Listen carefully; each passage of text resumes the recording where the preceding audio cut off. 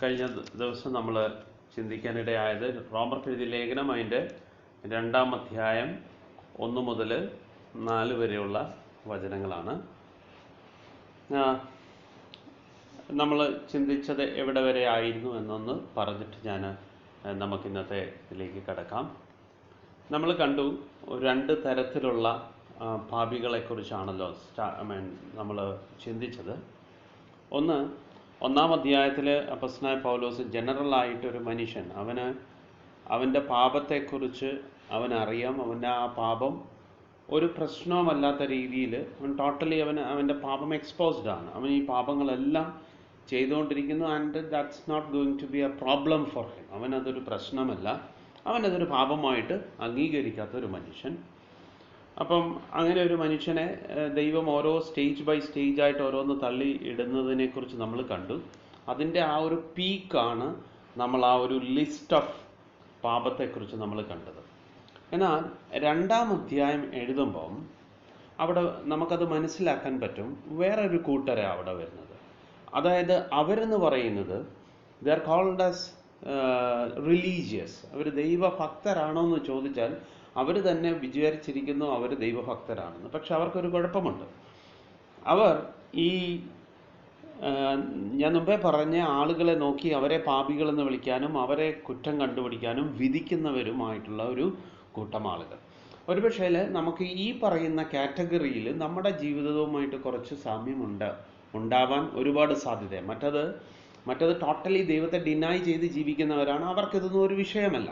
എന്നാൽ അതിനേക്കാളും ഒരു ഡേഞ്ചറസ് ആയിട്ടുള്ള ഒരു ആൾക്കാരാണ് നമ്മൾ ഈ കാണുന്ന ഏതാണ് സ്വയമായിട്ട് നീതിമാന്മാരാണെന്ന് വിചാരിച്ചു ബിക്കോസ് ഓഫ് ദെയർ റിലീജിയൻ. അവർ വിശ്വസിക്കുന്ന ആ ഒരു മതമോ അല്ലെങ്കിൽ അവരുടെ ഒരു ആത്മീയതയുടെ ഒരു മൂടുപടം കൊണ്ട് അവരിൽ തന്നെ വിശ്വസിച്ചിരിക്കുകയാണ് ദർ സംതിങ്. അപ്പം അങ്ങനെയുള്ളവർ അവർ വിധിക്കുമ്പോൾ അവിടെ അപ്പോസ്തലനായ പൗലോസ് അതാണ് 2-ാം അധ്യായത്തിൽ തുടങ്ങുന്നത്. അതുകൊണ്ട് വിധിക്കുന്ന ഏത് മനുഷ്യനുമായുള്ളവേ നിനക്ക് പ്രതിവാദം പറവാനില്ല. അന്യനെ വിധിക്കുന്ന നീ നിന്നെ കുറ്റം വിധിക്കുന്ന നീ അത് തന്നെ പ്രവർത്തിക്കുന്നുവല്ലോ. ഇതാണ് അവരുടെ പ്രോബ്ലം. അവരത് മനസ്സിലാക്കുന്നില്ല. അപ്പം നമ്മൾ ഇന്നലെ കണ്ടു വ്യഭിചാരിയായ സ്ത്രീ അവരെന്തിനെ കാണിക്കുന്നതാണ്? 1-ാം അധ്യായത്തിൽ പറയുന്ന ഒരു പാപിയെ കാണിക്കുന്നതാണ്. എന്നാൽ അവരെ കുറ്റം വിധിക്കാൻ വന്ന പരീശനും സദൂക്യരുമാണ് ഇപ്പോൾ ഞാൻ ഈ പറഞ്ഞ കാറ്റഗറിയിൽ വരുന്നത്. നീതിമാന്മാരാണെന്ന് സ്വയം വിശേഷിപ്പിക്കുകയും അവർക്ക് ആകെ ഒരു കാര്യമേ അറിയത്തുള്ളൂ, they only know how to condemn people. അവരെ കുറ്റപ്പെടുത്തുക എന്നുള്ള ഒരു മനസ്ഥിതിയാണ്. അപ്പം എല്ലാ റിലീജിയസ് ആൾക്കാർക്കും ഉണ്ടാകാവുന്ന ഒരു കാര്യമാണ്. അപ്പം ഇത് അപ്പോസ്തലനായ പൗലോസ് 2-ാം അധ്യായം യഹൂദന്മാരെ കുറിച്ച് എഴുതുമ്പോൾ ഇന്ന് നമ്മളിത് വായിക്കുമ്പം ഇത് നമ്മളിലേക്കൊന്ന് കാണുന്നത് നല്ലതാണ്. കാരണം പലപ്പോഴും ഈ ക്രിസ്ത്യൻ ഫെയ്ത്തിലുള്ള ആളുകൾ മറ്റുള്ള ആൾക്കാരെ നോക്കി പലപ്പോഴും വിധിക്കാറുണ്ട്. എന്നാൽ നമ്മൾ മനസ്സിലാക്കണം, നമ്മൾ വിധിക്കുമ്പോൾ നമ്മൾ മനസ്സുകൊണ്ട് അവർ ചെയ്യുന്നത് ഭാഗികമായി ചെയ്യുന്നുണ്ടാവില്ല, പക്ഷെ മനസ്സുകൊണ്ട് നമ്മളിൽ തെറ്റുകാരാകാനുള്ള സാധ്യതയുണ്ട്. ഇപ്പം ഞാൻ ഇന്നലെ പറഞ്ഞതുപോലെ വേറൊരു ഉദാഹരണമാണ്. നമ്മൾ ദൈവത്തെ അറിയാത്ത ഗോഡ്ലെസ് ആയിട്ടുള്ള ആൾക്കാർ തമ്മിൽ അടിക്കുകയും തമ്മിൽ മേർഡർ ചെയ്യുകയോ ഒക്കെ ചെയ്യുമ്പോൾ നമ്മൾ പറയും എന്തൊരു പാപികളാണ്, എന്തൊരു മനുഷ്യരാണ്. പക്ഷേ നമ്മുടെ ഹൃദയത്തിൽ പലവട്ടം നമ്മൾ മനുഷ്യരോടുള്ള പക നമ്മുടെ ഉള്ളിൽ വെക്കുകയും നമ്മൾ പുറമേ കാണിക്കുന്നില്ലായിരിക്കാം. നമ്മൾ റിലീജിയസ് ആണ്, മറ്റുള്ളവരുടെ മുമ്പിൽ അല്ലെങ്കിൽ നമ്മുടെ ചേർച്ചിൻ്റെ ആൾക്കാരുടെ മുമ്പിൽ നമ്മൾ ഭക്തരായിരിക്കാം. പക്ഷേ നമ്മുടെ ഹൃദയത്തിൻ്റെ ഉള്ളിൽ പലരെക്കുറിച്ചുള്ള പകയുണ്ടെങ്കിൽ നമ്മൾ ദൈവത്തിൻ്റെ മുമ്പിൽ ആ കൊല ചെയ്യുന്ന ആ വ്യക്തിയെപ്പോലെ തന്നെ ഉള്ളുന്ന. അതല്ലേ കർത്താവ് പറഞ്ഞത്, നിന്റെ സഹോദരനോട് പകയ്ക്കുന്നെങ്കിൽ നീ കുറ്റക്കാരനാണ്, നീ കൊലക്കുറ്റം തുല്യമാണ്. ഇതാണ് കർത്താവ് പഠിപ്പിച്ചത്. അപ്പം അങ്ങനെ വരുമ്പോൾ നമ്മൾ ഇവിടെയാണ് നമ്മൾ മിസ്ലെഡായി പോകുന്നത്. നമ്മളെ സംബന്ധിച്ച് ഈ 2-ാം അധ്യായം എന്ന് പറയുന്നത് നമുക്ക് ഒരുപാട് ആപ്ലിക്കബിൾ ആയതായിരിക്കും 2-ാം അധ്യായം. കാരണം നമുക്ക് ബൈബിളുണ്ട്, നമ്മൾ സൺഡേയിലെല്ലാം പ്രയറിന് പോകുന്നവരാണ്, നമുക്ക് രാവിലെ നമ്മുടെ ഡേ സ്റ്റാർട്ട് ചെയ്യുന്നത് പ്രയറിലാണ്. So we all have a religious attire. ഒരു മതപരമായ കുറേ കാര്യങ്ങൾ നമുക്കുണ്ട്. ഇത് ഞാൻ ഇന്നലെ പറഞ്ഞ പോലെ നമ്മൾ ബാപ്റ്റിസം എടുത്തവരാണ്. ഇതെല്ലാം പലപ്പോഴും നമ്മളെ കൊണ്ട് ചെയ്യിക്കുന്നത് നമ്മുടെ ആന്തരികമായിട്ടുള്ള അശുദ്ധിയെ കവർ ചെയ്യുന്നതാണ്. So that none of the people around us is going to see that. നമുക്ക് ചുറ്റുമുള്ള പലരും അത് കാണാൻ പോകുന്നില്ല. So that's going to be a mask. അപ്പൊ ഇത് നമ്മൾ വിചാരിക്കും, അങ്ങനെ ഉള്ളവരോടാണ് അവിടെ ചോദിക്കുന്നത്, നീ എന്താണ് വിചാരിക്കുന്നത്? ഈ ദൈവത്തിന്റെ ദയ നിന്നെ മാനസാന്തരത്തിലേക്ക് നടത്തുന്നു എന്നറിയാതെ നീ അവന്റെ ദയയും ക്ഷമയും ദീർഘശാന്തിയും എന്നിവയുടെ ഐശ്വര്യം നിരസിക്കുന്നുവോ? അപ്പം ഈ വക പ്രവർത്തിക്കുന്നവരെ വിധിക്കുകയും അത് തന്നെ പ്രവർത്തിക്കുകയും ചെയ്യുന്ന മനുഷ്യ, നീ ദൈവത്തിന്റെ വിധിയിൽ നിന്ന് തെറ്റി ഒഴിയുമെന്ന് നീ നനയ്ക്കുന്നുവോ? ദൈവം ആ 3-ാം വാക്യത്തിൽ ചോദിക്കുക, നിന്റെ ഈ പുറമേയുള്ള പുറത്തോടുകൊണ്ട് നീ ഓർക്കുന്നത്, വിൽ ഗോഡ് ആക്സെപ്റ്റ് യു? ഒരുപക്ഷെ നിന്നെ നമ്മളെ ചേർച്ചിൽ എല്ലാവരും അംഗീകരിക്കുമായിരിക്കും. ചേർച്ചിൽ പറയും എന്തൊരു നല്ല ബിലീവറാണ്. പക്ഷെ ആന്തരികമായിട്ട് പകയും അസൂയയും കുശുമ്പും ഒക്കെ വെച്ചുകൊണ്ടിരിക്കുവാണെങ്കിൽ നമ്മൾ ദൈവത്തിന്റെ മുമ്പിൽ ദൈവം ആ മറ്റേ ഗോഡ്ലെസ് ആയിട്ടുള്ള ആൾക്കാരെ എങ്ങനെയാണോ അതുപോലെ തന്നെയാണ് ദൈവം കാണുന്നത്. ഞാനിത് ഒരിക്കൽ കൂടി എംഫസൈസ് ചെയ്യുന്നത്, ഇത് അത്ര ഇമ്പോർട്ടൻ്റ് ആണ്. കാരണം നമ്മൾ പലപ്പോഴും മിസ്ലഡ് ആയി പോകുന്ന ഒരു ഏരിയയാണ്. നമ്മൾ വിചാരിക്കും നമ്മൾ വിശുദ്ധരാണ്, നമ്മൾ നീതിമാന്മാരാണ്. കാരണം നമ്മൾ തന്നെ വെച്ചിരിക്കുന്ന ഒരു കവചമാണിത്, റിലീജിയസ് ആയിട്ടുള്ള കുറേ കാര്യങ്ങൾ.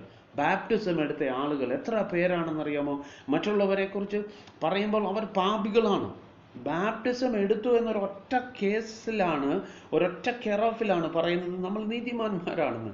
എത്ര ഫൂളിഷ് ആയിട്ടുള്ളൊരു കാര്യമാണ്. നമ്മുടെ ലൈഫ് ക്രൈസ്റ്റിന്റെ ലൈഫിനെ വെളിപ്പെടുത്തുന്നില്ലെങ്കിൽ that baptism is also going to be a mask which covers up. നമ്മുടെ ഹിപ്പോക്രസി പൊതിയുന്ന ഒരു കാര്യം മാത്രമാണ്. അവിടെയാണ് നമ്മൾ മനസ്സിലാക്കേണ്ടത് ദൈവത്തിൻ്റെ വചനം നമ്മുടെ ലൈഫിൽ എത്രത്തോളം ആപ്ലിക്കബിൾ ആയിട്ട് ജീവിക്കണം, അല്ലെങ്കിൽ ദൈവവചനം നമ്മുടെ ലൈഫിലേക്ക് വരണം. Yes, the life of Jesus has to be manifested in our life. അവിടെയാണ്, ദാറ്റ് ഈസ് വെരി ഇമ്പോർട്ടൻറ്റ്. ഞാൻ പറഞ്ഞുകൊണ്ട് വരുന്നത് ബാപ്റ്റിസം വേണ്ടെന്നല്ല. Baptism is a commandment of Jesus. Yesu പറഞ്ഞ കൽപ്പനയാണ്. അത് ചെയ്യേണ്ടതല്ല പറഞ്ഞിട്ട് വരുന്നത്. കർത്താവ് പറഞ്ഞ ഓരോ കൽപ്പന പോലെ തന്നെയുള്ള ഒരു കൽപ്പന തന്നെയാണ്. പക്ഷേ ഞാൻ പറഞ്ഞുകൊണ്ട് വരുന്നത്, അങ്ങനെ ഭാഗികമായ ഒരു കാര്യം ചെയ്തതുകൊണ്ട് ഞാൻ ദൈവത്തിൻ്റെ മുമ്പിൽ ബെറ്ററായി, ഇനി എനിക്ക് വേറെ ഒന്നും നോക്കണ്ട എന്ന് പറഞ്ഞാൽ പലപ്പോഴും ഈ പരീക്ഷന്മാരുടെ സ്പിരിറ്റ് നമ്മുടെ ഉള്ളിലും വാഴുവാൻ ഇടയുണ്ട്. നമ്മൾ ഇന്നലെ പഠിച്ചത് തന്നെയാണ്. നമുക്ക് ഒരു കാര്യം കൂടി ഒന്ന് നോക്കിയിട്ട് നമുക്ക് ഇന്നത്തെ ചിന്തയിലേക്ക് കിടക്കാം. ലൂക്കോസിന്റെ സുവിശേഷം അതിൻ്റെ 18-ാം അധ്യായം 10-ാമത്തെ വചനം ഒന്ന് നോക്കാം. ലൂക്കോസ് 18-ന്റെ 10-ാമത്തെ വചനം. അപ്പോൾ ഇന്നലെ നമ്മൾ കണ്ടു, ആ യോഹന്നാന്റെ സുവിശേഷത്തിൽ നമ്മൾ കണ്ടു, 8-ാം അധ്യായത്തിൽ കണ്ടായിരുന്നു, വ്യഭിചാരിയായ സ്ത്രീയെ പിടിച്ചുകൊണ്ട് വന്നു. അവിടെ ആ പരീശന്മാർക്ക് ചെയ്തത് എന്താണ്? പരീശന്മാർ വ്യഭിചാരിയായ സ്ത്രീയെ എന്ത് ചെയ്യുന്നു? കുറ്റപ്പെടുത്തുകയാണ് അവിടെ ഉണ്ടായത്. എന്നാൽ യേശു എന്ത് ചെയ്തു? യേശു കുറ്റപ്പെടുത്തുകയല്ല ചെയ്തത്. യേശു അവളോട് കമ്പാഷൻ കാണിച്ച് അവളോട് പറഞ്ഞു, ഇനിയും പാപം ചെയ്യരുത്. സോ പാപത്തെക്കുറിച്ച് ബോധ്യപ്പെടുത്തിയിട്ട് ഇനിയും പാപം ചെയ്യരുതെന്ന് പറഞ്ഞിട്ട് വിടുകയാണ് ചെയ്തത്. അപ്പോൾ ഇത് നമ്മൾ മനസ്സിലാക്കേണ്ട ഒരു കാര്യമാണ്. നമ്മൾ കാണുന്ന വേറൊരു പോയിന്റ് ഉണ്ട്, ഇന്നലെ നമ്മൾ പറഞ്ഞില്ല, ഞാനത് ഒന്നുകൂടി ഒന്ന് പറയുകയാണ്. അവിടെ ആരാണ് നീതീകരിക്കപ്പെട്ടു പോയത്? പാപിയാണെന്ന് പറഞ്ഞ് പിടിച്ചോണ്ട് വന്ന അവർക്കാണ് ശരിക്കും പറഞ്ഞാൽ നീതീകരണം ലഭിച്ചത്. മറ്റവർ പോയത് കുറ്റബോധത്തിന് അടിമപ്പെട്ട, അവരൊന്നും അവിടെ റിപ്പന്റ് ചെയ്ത് പോയതല്ല. പക്ഷേ യേശു പറഞ്ഞു ഇനിയും പാപം ചെയ്യരുത്. അപ്പം അവൾ ഓർത്തിരുന്നത് ഇപ്പോൾ യേശു എന്തായാലും ഇപ്പം ശിക്ഷിക്കാൻ പോകുമെന്ന് വിചാരിച്ചാണ് അവിടെ നിൽക്കുന്നത്. പക്ഷെ യേശു പറഞ്ഞു, നിന്നെ കുറ്റം വിധിച്ചവരൊക്കെ എന്തി എന്ന് ചോദിച്ചിട്ടാണ് യേശു പറഞ്ഞത്, നീ ഇനിയും പാപം ചെയ്യരുത്. നമ്മൾ അവിടെ നിന്ന് മനസ്സിലാക്കേണ്ട ഒരു പോയിന്റാണ്. നമ്മൾ എത്ര വലിയ പാപത്തിൻ്റെ അടിമത്തത്തിൽ കിടന്നാലും ശരി, നാം കർത്താവിൻ്റെ സന്നിധിയിൽ നമ്മളെ തന്നെ താഴ്ത്തുവാണെങ്കിൽ ദൈവം നമ്മുടെ പ്രാർത്ഥന കേൾക്കുകയും നമ്മൾ ജസ്റ്റിഫൈഡ് ആകുകയും ചെയ്യും. അതുപോലെ തന്നെയുള്ള ഒരു ഭാഗമാണ് നമ്മൾ ഇന്ന് ലൂക്കോസിന്റെ സുവിശേഷത്തിൽ വായിക്കുന്നത്. 18-ന്റെ 9-ാമത്തെ വചനം മുതൽ വായിക്കാം. തങ്ങൾ നീതിമാന്മാരെന്ന് ഉറച്ചു മറ്റുള്ളവരെ ധിക്കരിക്കുന്ന ചിലരെക്കുറിച്ച് അവനൊരു ഉപമ പറഞ്ഞത് എന്തെന്നാൽ, നോക്ക്, ഇവിടെ ഈ 2-ാം അധ്യായം, നമ്മൾ റോമർക്ക് എഴുതിയ ലേഖനം 2-ാം അധ്യായം തുടക്കത്തിലെ അതേ കാര്യം തന്നെ. ചിലര് ഇതെല്ലാം പ്രവർത്തിച്ചിട്ട് എന്ത് ചെയ്യാനിരിക്കുക? വിധിക്കാനിരിക്കുന്നവരാണ്. അപ്പൊ ഇവിടെയും ചിലരുണ്ട് നീതിമാന്മാരെന്ന് സ്വയം സങ്കല്പിച്ചിരിക്കുക, ഉറച്ചു മറ്റുള്ളവരെ ധിക്കരിക്കുന്ന ചിലരെക്കുറിച്ച്, മറ്റുള്ളവരുടെ കുറവുകൾ കാണുവാൻ മാത്രം തുനിഞ്ഞിരിക്കുന്നവർ. അവൻ ഒരു ഉപമ പറഞ്ഞത് എന്തെന്നാൽ, 2 മനുഷ്യർ പ്രാർത്ഥിപ്പാൻ ദേവാലയത്തിൽ പോയി. ഒരുത്തൻ പരീശൻ, മറ്റവൻ ചുങ്കക്കാരൻ. അപ്പം ഇതിനകത്ത് 2 സെറ്റ് ഓഫ് ആൾക്കാരെ കുറിച്ച് പറയുന്നു. ഒരുത്തൻ പരീശനാണ്. പരീശനെ കുറിച്ച് നമ്മളിപ്പോൾ കണ്ടു. അവൻ്റെ ലൈഫിൽ അവൻ ന്യായപ്രമാണമൊക്കെ ഹാൻഡിൽ ചെയ്യുന്നവനാണ്, ന്യായപ്രമാണം പഠിപ്പിക്കുന്നവനാണ്. അതുകൊണ്ട് അവന് തന്നെ ഒരു സ്വയം നീതിയുണ്ട്, അവൻ നീതിമാനാണ്. എന്നാൽ അതിൻ്റെ കൂട്ടത്തിൽ തന്നെ മറ്റൊരുവൻ ചുങ്കക്കാരൻ, ടാക്സ് കളക്ടർ. അവരുടെ അധികാരം ദുർവിനിയോഗം ചെയ്ത് മാക്സിമം പറയാത്തതിനേക്കാളും കൂടുതൽ കരം പിരിക്കുകയും അങ്ങനെ ഒരു പാപിയാണ്, സിനറാണ്. ഇവർ 2 പേരും പള്ളിയിലേക്ക്, ദേവാലയത്തിലേക്ക് പോയി. പരീശൻ നിന്നുകൊണ്ട് തന്നോട് തന്നെ, ദൈവമേ, പിടിച്ചു പറിക്കാർ, നീതികെട്ടവർ, വ്യഭിചാരികൾ മുതലായ ശേഷം മനുഷ്യരെ പോലെയോ ഈ ചുങ്കക്കാരനെ പോലെയോ ഞാൻ അല്ലായികയാൽ നിന്നെ വാഴ്ത്തുന്നു. ഒന്നാമത്തെ കാര്യം പറയുകയാണ്, മറ്റുള്ളവരെ കുറിച്ചാണ് നോക്കുന്നത്. ദൈവസന്നിധിയിലിരുന്ന് ദൈവത്തിൻ്റെ ആലയത്തിൽ വന്നിട്ട് താൻ പറയുന്നത്, ദൈവമേ, മറ്റുള്ളവരുടെ തെറ്റുകളാണ് ഇവിടെ ചൂണ്ടിക്കാണിക്കുന്നത്. ഇതേ സ്പിരിറ്റാണ്, ഈ പരീശൻ്റെ സ്പിരിറ്റ് എപ്പോഴും ഇങ്ങനെ തന്നെയാണ്. അവൻ്റെ ഉള്ളത്തെ കാണത്തില്ല. യേശു പറയുന്നിടം വരെയും, ഈ കൂട്ടത്തിൽ പാപമില്ലാത്തവൻ ആദ്യത്തെ കല്ലെറിയട്ടെ എന്ന് പറയുന്നിടം വരെയും അവരുടെ എല്ലാം വിചാരം എന്തുവാ? അവരെല്ലാവരും ഒരു തെറ്റുമില്ലാത്തവരാണെന്ന്. പക്ഷെ അവരുടെ മനസാക്ഷി അവരെ കുറ്റപ്പെടുത്തിയപ്പോൾ അവർക്ക് യേശുവിൻ്റെ സന്നിധിയിൽ നിന്ന് അവർക്ക് പോകേണ്ടതായിട്ട് വന്നു എന്ന് പറഞ്ഞതുപോലെ ഇവിടെ അവൻ ദൈവത്തിൻ്റെ മുമ്പിൽ പറയുകയാണ്, അല്ലെങ്കിൽ ദേവാലയത്തിൽ വന്നിട്ട് പറയുകയാണ്, ദൈവമേ, ഞാൻ നീതികെട്ടവനെ, വ്യഭിചാരികൾ മുതലായ ശേഷം മനുഷ്യരെ പോലെ ഒന്നുമല്ല, ഈ ചുങ്കക്കാരനെ പോലെയുമല്ല, അല്ലായകയിൽ ഞാൻ നിന്നെ വാഴ്ത്തുന്നു. ആഴ്ചയിൽ 2 വട്ടം ഉപവസിക്കുന്നു.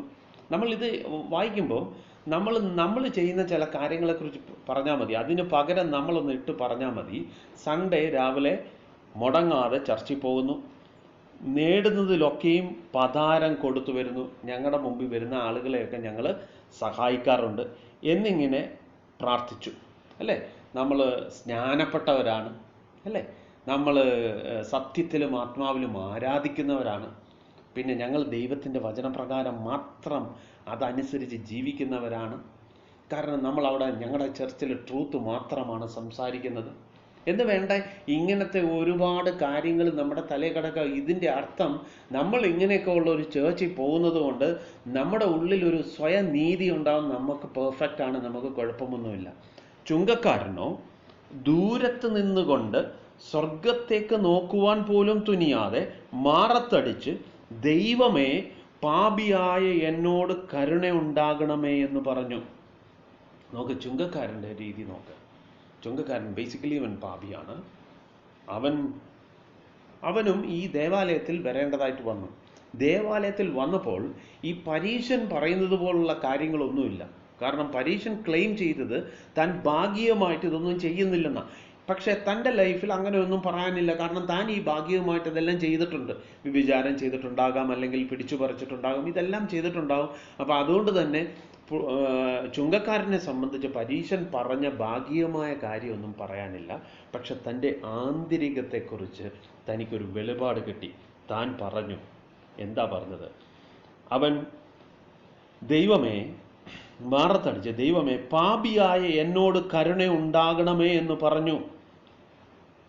അവൻ്റെ ഉള്ളത്തിലേക്ക് അവനെ കാണുവാനായിട്ട് സാധിച്ചു. കാരണം അവൻ അയോഗ്യനാണെന്ന് തനിക്ക് തന്നെ വെളിപ്പെട്ടപ്പോൾ തൻ്റെ പാപത്തെക്കുറിച്ച് തനിക്ക് റിവീൽഡായി.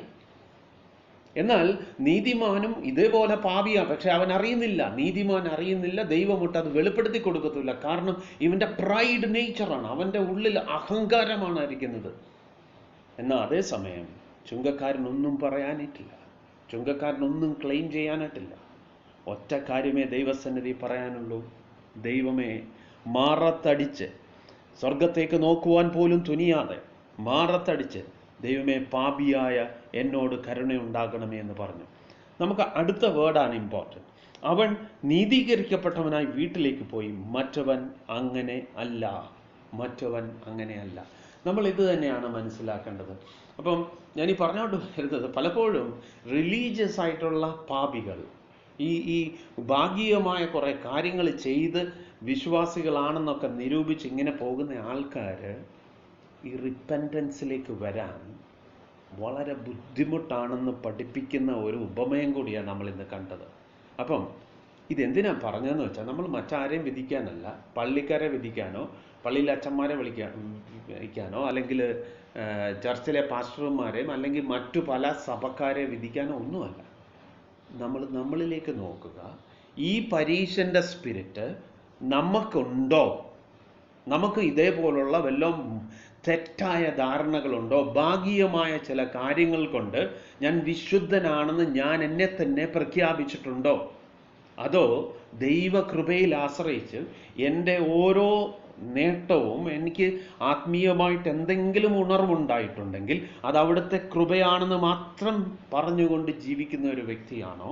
അതോ ഭാഗികമായ ചില കാര്യങ്ങളിൽ ഇന്നും ഒരല്പമെങ്കിലും നമ്മുടെ ഹൃദയം ആഗ്രഹിക്കുന്നുണ്ടോ? ഉണ്ടെങ്കിൽ ഈ കാറ്റഗറിയിലാണ്.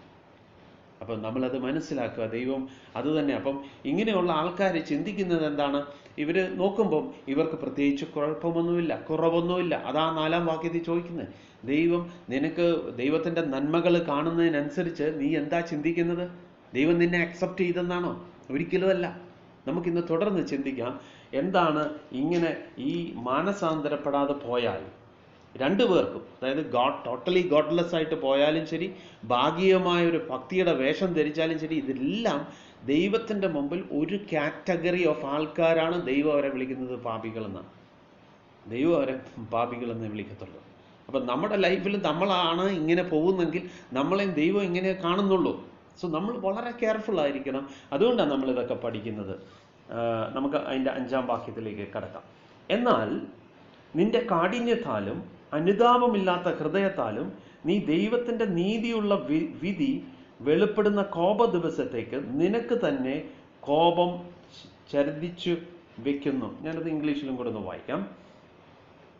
5-ാം വാക്യത്തിൽ, after thy hardness and impenitent heart treasureth up unto thyself wrath against the day of wrath and revelation of the righteous judgment of God. ഈ 5-ാം വാക്യത്തിൽ അപ്പോസ്തലനായ പൗലോസ് പറയുകയാണ്, there is a day, ഒരു ദിവസം വെച്ചിട്ടുണ്ട്. എന്തിനു വേണ്ടിയാണ് ആ ദിവസം? എന്തിനു വേണ്ടിയാണെന്ന് വെച്ചാൽ, നീ ദൈവത്തിൻ്റെ നീതിയുള്ള വിധി വെളിപ്പെടുന്ന കോപ ദിവസത്തേക്ക്. സോ ഒരു എന്താ പറയുന്നത്, ഒരു wrath of God റിവീൽഡ് ആകാൻ വേണ്ടിയുള്ള ആ റൈച്ചസ് ജഡ്ജ്മെന്റ് ഓഫ് ഗോഡിന് ഒരു ദിവസം വെച്ചിട്ടുണ്ട്.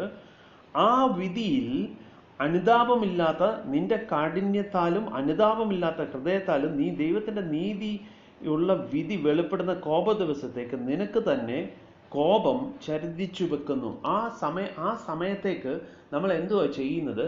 ഇവിടെ പറയുകയാണ്, ഇംഗ്ലീഷിൽ പറയുന്ന വാക്ക്, you are treasuring up yourself the wrath of God എന്ന് പറഞ്ഞാൽ എന്താ?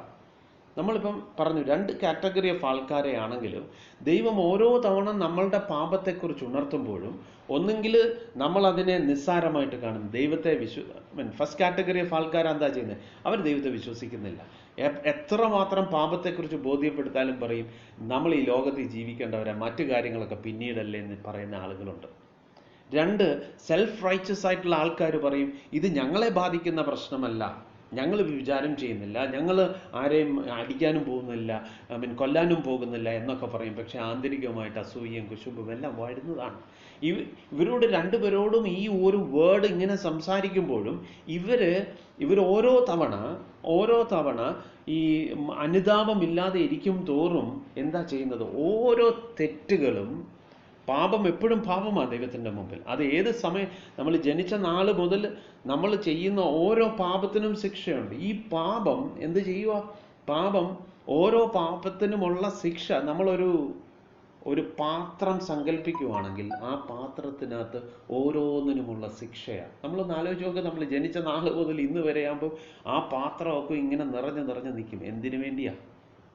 അതങ്ങനെ നിറച്ചു വെച്ചിട്ട് ദൈവത്തിൻ്റെ കോപ ദിവസത്തിൽ ഇതിൻ്റെ എല്ലാത്തിൻ്റെയും കൂടെ ശിക്ഷയാണ് നമ്മുടെ മേലിൽ വരാൻ പോകുന്നത്. ഇതിങ്ങനെ നിറച്ചുകൊണ്ടിരിക്കുന്ന ഏതെങ്കിലും ഒരു നിമിഷത്തിലായിരിക്കും നാം കൃപയാൽ കർത്താവിനെ കണ്ടുമുട്ടുന്നത്. ദൈവം നിരന്തരം നമ്മളോട് സംസാരിച്ചുകൊണ്ടിരിക്കും, നമ്മുടെ കുറവുകളെക്കുറിച്ച് സംസാരിച്ചുകൊണ്ടിരിക്കും. എയർലിയർ ദ ബെറ്റർ എന്ന് പറയുന്നത് പോലെ നാം ആ ശബ്ദം കേട്ട് ദൈവത്തിന് നമ്മളെ തന്നെ എത്രയും നേരത്തെ സമർപ്പിച്ചു കൊടുക്കുമോ അത്രയും നമ്മൾ കർത്താവിൽ സേഫാവുക ചെയ്യുന്നത്. നമ്മൾ ഇതിനോട് പ്രതികരിക്കാതെ ദൈവത്തിൻ്റെ ഗുഡ്നെസ്സിനോടും ദൈവത്തിൻ്റെ നന്മയോടും, ദൈവത്തിൻ്റെ നന്മയെന്ന് പറഞ്ഞാൽ എന്താ? നമുക്കൊരു ദിവസം പോലും നീട്ടിത്തരുന്നത് എന്തുവാ? ദൈവത്തിൻ്റെ നന്മയല്ലേ. മറ്റൊരു ലൗകികമായ ഒരു ബെനിഫിറ്റ് വേണ്ട, നമുക്കൊരു ദിവസം ദൈവം അനുവദിച്ചു തരുന്നത് പോലും ഗുഡ്നെസ്സാണ്. അപ്പം ദൈവത്തിൻ്റെ സന്നിധിയിൽ എനിക്ക് ഒരു ദിവസം കൂടി അനുവദിക്കപ്പെട്ടിട്ടുണ്ടെങ്കിൽ ഞാൻ മനസ്സിലാക്കേണ്ടത് എൻ്റെ മാനസാന്തരത്തിന് വേണ്ടിയാണ് ദൈവം അത് അനുവദിച്ചിരിക്കുന്നത്. അപ്പം അവിടെ ദൈവം ആഗ്രഹിക്കുന്ന തലത്തിലേക്ക് ഞാൻ എത്തിയിട്ടുണ്ടോ എന്നുള്ള ഒരു പുനഃപരിശോധന എപ്പോഴും നമ്മുടെ ഉള്ളിലുണ്ടാവണം. നമ്മൾ മനസ്സിലാക്കേണ്ടത്. ഒരുപക്ഷെ നമ്മൾ ഭാഗ്യമായിട്ടൊന്നും ചെയ്യുന്നില്ലായിരിക്കാം, നമ്മൾ ഒരാളെക്കുറിച്ച് കുറ്റം പറഞ്ഞുകൊണ്ടിരിക്കുന്നതായിരിക്കാം. ഗോസിപ്പിംഗ്, വിസ്പറിങ് എവിടെ വരുന്നതാ? ഈ ലിസ്റ്റ് എല്ലാം മരണയോഗ്യമായ പാപത്തിൻ്റെ കീഴിൽ വരുന്നതാ. ഇതിനെയൊക്കെ വളരെ നിസ്സാരവൽക്കരിച്ച് ഇന്ന് വിശ്വാസികൾക്ക് ഇതൊന്നും ഒരു കുഴപ്പമില്ലാതായി മാറി. ഭാഗികമായ കുറേ കാര്യങ്ങൾ ചെയ്ത് ആന്തരികമായി ആരോട് വേണേലും പക ചെയ്യാം, എന്തു വേണമെങ്കിലും ഉള്ളിൽ വിചാരിക്കാം, ഉള്ളിൽ എത്ര മോശപ്പെട്ട തോട്ട്സ് വേണേലും കൊണ്ടുവരാം എന്ന് ചിന്തിക്കുന്നവരാ. നമ്മൾ പുറമെ വിശുദ്ധരായ മതി. ദൈവം ചോദിക്കുക, നീ ദൈവത്തിൻ്റെ ന്യായവിധിയിൽ നിന്ന് നീ രക്ഷപ്പെടുമെന്ന് ചിന്തിക്കുന്നോ? ദൈവം ബാക്കി പുറമേ ചെയ്യുന്നവരെ നോക്കിയിട്ട് ആന്തരികമായ കാര്യത്തെ ദൈവം കൺസിഡർ ചെയ്തില്ലെന്നാണോ? എന്താണ്? കൃപയുടെ സുവിശേഷം തരുന്ന ഒരു വലിയ മെസ്സേജ് ഉണ്ട്. അത് ഭാഗ്യമായ ശുദ്ധിയല്ല വരുത്തുന്നത്, ആന്തരികമായ ശുദ്ധിയാണ്. കർത്താവ് പറഞ്ഞു, ശരീരത്തിന് പുറത്തുനിന്ന് അകത്തോട്ട് പോകുന്നതല്ല, അകത്തുനിന്ന് പുറത്തേക്ക് പോകുന്നത് അത്രേ മനുഷ്യനെ അശുദ്ധമാക്കുന്നത്. അപ്പം കർത്താവിൻ്റെ സുവിശേഷത്തിലൂടെ കർത്താവ് എന്താ ഉദ്ദേശിക്കുന്നത്? To transform from the inside of your heart, so that heart should be holy, that from your inside should become holy. നമ്മുടെ ഉള്ളം ആദ്യമേ വിശുദ്ധമാകണം. ആ ഉള്ളത്തിൽ നിന്നും, വിശുദ്ധമായ ഉള്ളത്തിൽ നിന്നത്രേ ഹോളി തിങ്സ്, ഹോളി ആയിട്ടുള്ളൊരു ലൈഫ് വരേണ്ടത്. ദൈവം അതാ ആഗ്രഹിക്കുന്നത്. അപ്പം ഇവിടെ ചോദിക്കുകയാണ്, നിന്റെ കാഠിന്യത്താലും അനുതാപമില്ലാത്ത ഹൃദയത്താലും നീ ദൈവത്തിൻ്റെ നീതിയുള്ള വിധി വെളിപ്പെടുന്ന കോപ ദിവസത്തേക്ക് നിനക്ക് തന്നെ കോപം എന്ത് ചെയ്യുക? കോപം നീ തന്നെ ട്രഷർ ചെയ്യുവാണെന്ന്. അപ്പം നമ്മൾ വളരെ സീരിയസ് ആയിട്ട് മനസ്സിലാക്കണം. നമ്മളോട് ദൈവം ഒരു കാര്യം പറഞ്ഞ്, നമ്മുടെ ഒരു അസൂയയെക്കുറിച്ചായിരിക്കും, നമ്മൾ ആ അസൂയ ആണെന്ന് പറഞ്ഞിട്ടും നമ്മൾ അതിനോട് റിപ്പൻറ്റ് ചെയ്യുന്നില്ലെങ്കിൽ നമ്മൾ എന്തുവാ ചെയ്യുന്നത്? നമ്മളൊരു പാത്രത്തിനകത്ത് ദൈവത്തിൻ്റെ കോപം എടുത്ത് സ്റ്റോർ ചെയ്ത് വെക്കുക. ഇതെങ്ങോട്ടേക്കാണ് പോകുന്നത്? അന്ന് അവസാന ദിവസം കോപ ദിവസത്തിന് വേണ്ടി മാറ്റി വെച്ചിരിക്കുക. എന്നിട്ട് അടുത്ത വേർഡ് പറയുന്നത് എന്താ? അവൻ ഓരോരുത്തരും അവനവൻ്റെ പ്രവൃത്തിക്ക് പകരം ചെയ്യും. ഈ ദൈവത്തിൻ്റെ വചനം എത്ര പേര് ഇത് വിശ്വസിക്കുന്നുണ്ട്? എത്ര പേർക്ക് ഇത് വിശ്വസിക്കാൻ സാധിക്കുന്നുണ്ട്? Who will render to every man according to his deeds. എല്ലാ മനുഷ്യർക്കും അവനവൻ ചെയ്യുന്ന പ്രവൃത്തിക്കനുസരിച്ച് പകരം നൽകും. ഇത് പറയുമ്പോഴാണ് ആളുകൾ പറയുന്നത്, കൃപയുടെ, ഞാൻ എപ്പോഴും പറയാമല്ലോ, ഫോൾസ് ഗ്രേസുകാരെന്ന് കൃപയുടെ സുവിശേഷം എന്നൊക്കെ പറഞ്ഞ് പഠിപ്പിക്കുന്ന ഒരുപാട് ദുരുപദേശമുണ്ട്. നരകമില്ല, ദൈവം സ്നേഹവാനാണ്, ന്യായവിധിയില്ല. ഞാൻ ചോദിക്കട്ടെ, ഇന്നലെ ഞാൻ അതിനെക്കുറിച്ച് പറയുകയുണ്ടായി. അപ്പോസ്തല പ്രവൃത്തിയിൽ ഒരുപാടടുത്ത് അപ്പോസ്തലന്മാരുടെ, അതായത് പത്രോസിൻ്റെയും, പ്രത്യേകിച്ച് പത്രോസിൻ്റെയും പൗലോസിൻ്റെയും സുവിശേഷ പ്രസംഗങ്ങൾ, അവർ സംസാരിച്ചിട്ടുള്ള സുവിശേഷ പ്രസംഗങ്ങൾ എടുത്ത് വായിച്ചു നോക്കുമ്പോൾ എവിടെയെങ്കിലും ഇന്ന് കേൾക്കുന്ന സുവിശേഷങ്ങൾ അവർ പറയുന്നത് കേട്ടിട്ടുണ്ടോ? അതായത് കുഴപ്പമൊന്നുമില്ല, ദൈവം സ്നേഹവാനാണ്, ദൈവം ദയാലുവാണ്, അതും അവർ പറഞ്ഞിട്ടുണ്ട്. പക്ഷേ ഇതൊക്കെ പറയുമ്പോഴും അവരുടെ മിക്കവാറും എല്ലാ മെസ്സേജും പരിശോധിക്കുമ്പോൾ അത് അവസാനം കൊണ്ട് എത്തിക്കുന്നത് ഇങ്ങനെയാണ്: നിങ്ങൾ ഒരു കാര്യം അറിഞ്ഞുകൊള്ളുക, ദൈവം, അതായത് ഇപ്പോൾ നിങ്ങൾ ക്രൂശിച്ച ക്രിസ്തു, ഇവനെ ദൈവം എന്ത് ചെയ്തു? ക്രിസ്തുവും, യേശുവിനെ ക്രിസ്തുവും നിങ്ങളുടെ കർത്താവുമാക്കി മാറ്റി. ഇനിയും എല്ലാവർക്കും ഒരു ദിവസം ഈ ദൈവം നിശ്ചയിച്ചിട്ടുണ്ട്, ന്യായവധി ദിവസം. ആ ന്യായവധി തൻ്റെ പുത്രനെ ഫലമേൽപ്പിച്ചിരിക്കുന്നുവെന്ന് എത്രയോ ഇടത്ത് അപ്പസ്തലന്മാരിത് പറഞ്ഞിട്ടുണ്ട്. ഈ ന്യായവധി ഇല്ലായിരുന്നെങ്കിൽ പിന്നെ എന്തിന് അപ്പസ്തലന്മാരത് പറഞ്ഞു? ഇവിടെ അപ്പസ്തലനായ പൗലോസ് പറയുകയാണ്, അവനവൻ ഓരോരുത്തനും അവനവൻ്റെ പ്രവർത്തിക്ക് തക്ക പകരം ചെയ്യും. അപ്പം ദൈവം ചെയ്യാൻ പോകുന്ന കാര്യമാണ്, who will render to every man according to his deeds. അവൻ ചെയ്യുന്ന പ്രവർത്തിക്ക് അനുസൃതമായിട്ട് അവന് പകരം നൽകും. അപ്പം നമ്മൾ കോപ ദിവസത്തിന് വേണ്ടി നമ്മൾ സ്റ്റോർ ചെയ്യുന്നത് എന്താവരുത്? നമ്മളുടെ അനുസരണക്കേട് നിമിത്തം ദൈവത്തിൻ്റെ കോപം സ്റ്റോർ വെക്കുന്നവരാവരുത്. ഒരു വിശ്വാസി ആയതുകൊണ്ട് ഞാൻ സ്നാനപ്പെട്ടു എന്നുള്ളൊരു കെയർ ഓഫിൽ ഞാൻ ഇതിൽ നിന്നൊന്നും ഒഴിഞ്ഞു മാറുന്നില്ല. സ്നാനപ്പെട്ട എന്നോട് എൻ്റെ ഉള്ളിൽ അസൂയ ഉണ്ടെങ്കിൽ, ദൈവം നിരന്തരമായി അസൂയയെക്കുറിച്ച് പറഞ്ഞിട്ടും ഞാൻ അതിനെ ഗൗനിക്കാതിരിക്കുന്നെങ്കിൽ, ഞാൻ ഈ വേർഡ് പ്രകാരം എന്തുവാ ചെയ്യുക? I am treasuring up God's wrath in a vessel for the final judgment day. അവസാന നാളിൽ ദൈവം അത് ന്യായം വിധിക്കുമെന്നാണ് പറഞ്ഞേക്കുന്നത്. വളരെ ഭയത്തോടു കൂടി ഓർക്കേണ്ട വേർഡായത്. ഇതാരെയും ഭയപ്പെടുത്താനില്ല, ഇറ്റ്സ് എ റിയാലിറ്റി. ഇത് പ്രസംഗിക്കുന്നില്ലെങ്കിൽ സുവിശേഷം പൂർണ്ണമാകുന്നില്ല. ഫുൾ ഗോസ്പൽ എന്ന് എഴുതി വെച്ചാൽ സുവിശേഷം പൂർണ്ണമാകത്തില്ല. സുവിശേഷം പൂർണ്ണമാകുക എന്ന് പറഞ്ഞാൽ, സുവിശേഷം ദൈവം എങ്ങനെ എത്രത്തോളം വിശ്വസ്തയോടുകൂടി അപ്പസ്തലന്മാരെ ഏൽപ്പിച്ചോ ആ വിശ്വസ്തയോടുകൂടി നാമും ആ സുവിശേഷം മനസ്സിലാക്കി അറിയിക്കേണ്ടവരാണ്, മനസ്സിലാക്കേണ്ടവരാണ്, അനുഭവിക്കേണ്ടവരാണ്. കർത്താവിൻ്റെ വേർഡായി പറഞ്ഞേക്കുന്നത്. ഇതിൽ നിന്ന് നമുക്ക് കൂട്ടുവാനും കുറയ്ക്കുവാനായിട്ടും ഒന്നുമില്ല. നമുക്ക് ഈ ട്രൂത്തിൽ നിന്ന് ബിയോണ്ടായിട്ടൊന്നും പറയാനായിട്ടും നമുക്കില്ല. ഇത് തന്നെയാണ് സത്യം. ദൈവവചനത്തിൽ എഴുതി വെച്ചിരിക്കുന്നത്. നമുക്ക് ഇഷ്ടപ്പെട്ടാലും കൊള്ളാം, ഇല്ലേലും കൊള്ളാം, ഇതാണ് സത്യം. അപ്പം ബെറ്റർ ചേഞ്ച് യുവർ സെൽഫ്. എത്രയല്ലേ ഉള്ളൂ? നമുക്ക് എത്രയേ ഉള്ളൂ? ഇന്ന് നമ്മൾ അവൻ്റെ ശബ്ദം കേൾക്കുവാണെങ്കിൽ, why can be yield to the Lord? നമുക്ക് why can be be honest before the Lord? നമുക്ക് പലപ്പോഴും ഉള്ള പ്രശ്നം, ഇത്രയും നാളുമായിട്ട് ഇന്നും ഇങ്ങനത്തെ കുറവുകളൊക്കെ പറയുന്നത് എങ്ങനെ? അങ്ങനെ ആകുക, അങ്ങനെ ഓണസ്റ്റ് ആകുക. ദൈവത്തിൻ്റെ മുമ്പിൽ ഓണസ്റ്റ് ആയിക്കഴിഞ്ഞാൽ അങ്ങനെയുള്ളവർക്ക് ആ ദൈവം കൃപ നൽകുന്നത്. നോക്ക്, ആ ചുങ്കക്കാരൻ എത്ര പ്ലെയിനായിട്ടാണ് താൻ അവിടെ വന്നിട്ട് പറയുന്നത്. തനിക്ക് പ്രത്യേകിച്ചൊന്നും പറയാനായിട്ടില്ല. തനിക്ക് കുറവും തൻ്റെ പാപത്തെക്കുറിച്ച് മാത്രമേ തനിക്ക് അവിടെ വെളിപ്പെടുത്താനായിട്ടുള്ളൂ. ഇങ്ങനെയുള്ളവർക്ക് ദൈവം കൃപ കൊടുക്കും, അല്ലേ? നോക്ക്, ഒരു യേശു കർത്താവ് ആദ്യമേ പത്രോസിനെ കണ്ടുമുട്ടിയ ആ രംഗത്തിലേക്ക് നമുക്കൊന്ന് ചെല്ലാം. മീൻ പിടിച്ച് തളർന്നിരിക്കുന്ന ഒരു സമയത്തല്ലേ കർത്താവ് ചെല്ലുന്നത്. ഇന്നടത്തേക്ക് വലയിറക്കാൻ പറഞ്ഞു. അവിടെ വലയിറക്കി പെരുത്ത മേൻകൂട്ടം കിട്ടി. എന്താ പെട്ടെന്ന് പത്രോസ് പറഞ്ഞ ഒരു കാര്യമുണ്ട്. കർത്താവെ, നീ എന്നെ വിട്ടുപോകുക, ഞാൻ പാപിയാണ്, എനിക്ക് ഒരു യോഗ്യതയുമില്ല ഈ വിശുദ്ധൻ്റെ മുമ്പിൽ നിൽക്കുവാൻ.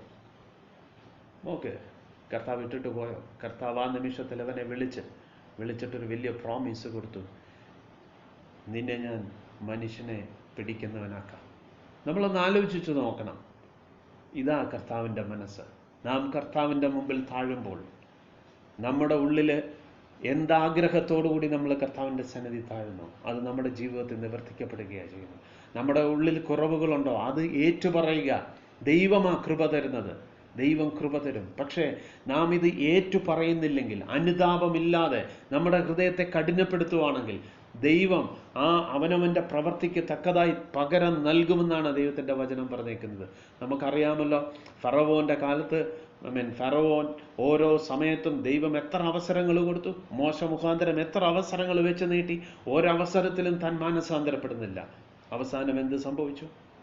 അവസാനം തൻ്റെ കുഞ്ഞിനെ നഷ്ടപ്പെടുന്നു, അല്ലേ? തുടർന്ന് ആ ഈജിപ്ഷ്യൻ സൈന്യം മൊത്തവും മരിക്കുന്നതായിട്ട് നമ്മൾ കാണുന്നു. എന്താ കാര്യം? ഇതൊരു പിക്ചറാണ്. നാമും നിരസിക്കുമ്പോൾ നമുക്കെന്താ വലിയ പ്രത്യേകതയുണ്ടോ? എല്ലാ മനുഷ്യരെയും ദൈവം കാണുന്ന ഒരുപോലെ തന്നെയാണ്. അപ്പം നാം വിശ്വസിച്ചു നാം ഇന്ന് ഒരു പ്രത്യേക കൂട്ടായ്മയിലാണ് പോകുന്നതെന്ന് പറയുന്നതിനകത്ത് അർത്ഥമില്ല.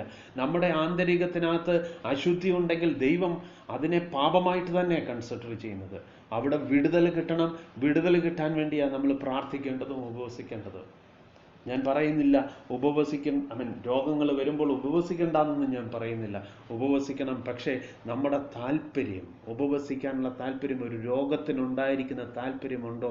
നമ്മുടെ ഒരു അസൂയ നമ്മളിൽ നിന്ന് മാറാൻ, നമ്മുടെ ഒരു ദേഷ്യ സ്വഭാവം നമ്മളിൽ നിന്ന് മാറാൻ വേണം. കാരണം നമ്മളെ ഒരുപക്ഷെ രോഗം നമ്മളെ എങ്ങോട്ടേക്ക് എത്തിക്കത്തില്ല. ഒരു രോഗിയായിട്ട് ഈ ഭൂമിയിൽ നിന്ന് മരിച്ചു പോയാലും അത് നമ്മളെ നരകത്തിൽ എത്തിക്കുകയില്ല. പക്ഷേ നമ്മുടെ ഉള്ളിലുള്ളൊരു അസൂയയ്ക്ക് നമ്മളെ എവിടെ കൊണ്ടെത്തിക്കാം? മരണപരമായ പാപമെന്ന് ദൈവത്തിൻ്റെ വേർഡ് പറയുകയാണ്. മരണം തരാൻ കഴിവുള്ള ഒരു പാപമാണ്. എത്ര സീരിയസ് ആയിട്ട് നമ്മൾ ചിന്തിക്കേണ്ടതാണ്. നമ്മൾ ഒരുപാട് സീരിയസ് ആകണം. Sin is always serious. അത് തന്നെയാണ് കർത്താവ് വ്യഭിചാരിയായ സ്ത്രീയോടുള്ള കാര്യത്തിൽ കർത്താവ് പഠിപ്പിക്കുന്ന ഒരു ട്രൂത്ത് അത് തന്നെയാണ്. നമുക്ക് തിരിച്ചു വരാം. അവൻ ഓരോരുത്തരും അവൻ്റെ പ്രവൃത്തിക്ക് തക്ക പകരം ചെയ്യും.